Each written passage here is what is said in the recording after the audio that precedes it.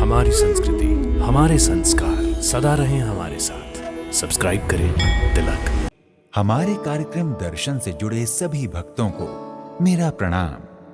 आपने देश के बहुत से मंदिरों के दर्शन किए होंगे, जिनका अपना कोई ना कोई ऐतिहासिक या धार्मिक महत्व है। इन्हीं में से एक ऐसा स्थल है जो महाभारत कालीन है। तो आज हम आपको दर्शन करवाने जा रहे हैं पांडवों द्वारा उत्पन्न हुए बाणगंगा अर्थात बावन गंगा मंदिर के। भक्तों, अगर बाणगंगा मंदिर के प्राकट्य या इसके इतिहास की बात करें तो उपलब्ध किंवदंतियों एवं इतिहासकारों के अनुसार ये मंदिर महाभारत काल का माना जाता है। कहते हैं कि अपने अज्ञातवास के दौरान पांडव कुछ समय के लिए शिवपुरी क्षेत्र में भी रहे थे। बताया जाता है कि पांडव जब सुरवाया गढ़ी में रह रहे थे, तब एक दिन जंगल में शिकार करने के लिए निकले। शिकार की टोह में वे शिवपुरी के वन प्रांतर में पहुंच गए। उस दौरान माता कुंती को प्यास लगी, किंतु आसपास कहीं जल का कोई स्रोत न होने के कारण बेटे अर्जुन ने अपने धनुष बाण से 52 जगह तीर छोड़ दिए। कुछ किंवदंतियां ऐसी भी हैं कि अर्जुन ने जंगल में चर रही गायों के पीने हेतु जल के लिए 52 बाण चलाए। भक्तों, कहा जाता है कि उस काल में जल खोजी तीर हुआ करते थे, जिनकी वजह से जल के स्थान का पता लगाया जाता था। इसी तरह से अर्जुन द्वारा चलाए गए 52 बाणों के कारण इन सभी स्थलों से निर्मल जल धाराएं फूट पड़ी। चूंकि ये धाराएं बाण चलने से फूटी थीं, इसलिए इन्हें बाणगंगा कहा गया। बाद में नकुल और सहदेव ने मिलकर इन सभी 52 कुंडों को बावड़ी नुमा आकार दिया।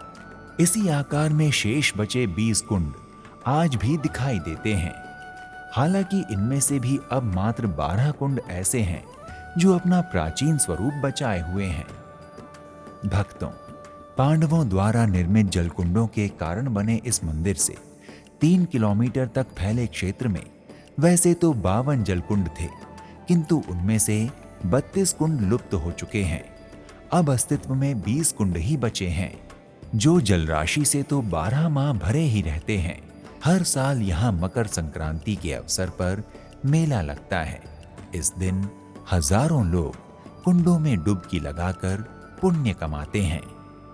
अगर आप वायु मार्ग द्वारा शिवपुरी की यात्रा करना चाहते हैं तो निकटतम हवाई अड्डा ग्वालियर का राजमाता विजयाराजे सिंधिया हवाई अड्डा है। और अगर आप रेल मार्ग द्वारा बाणगंगा मंदिर पहुंचना चाहते हैं तो शिवपुरी निकटतम रेलवे स्टेशन है, जो देश के मुख्य शहरों से रेल मार्ग द्वारा जुड़ा हुआ है।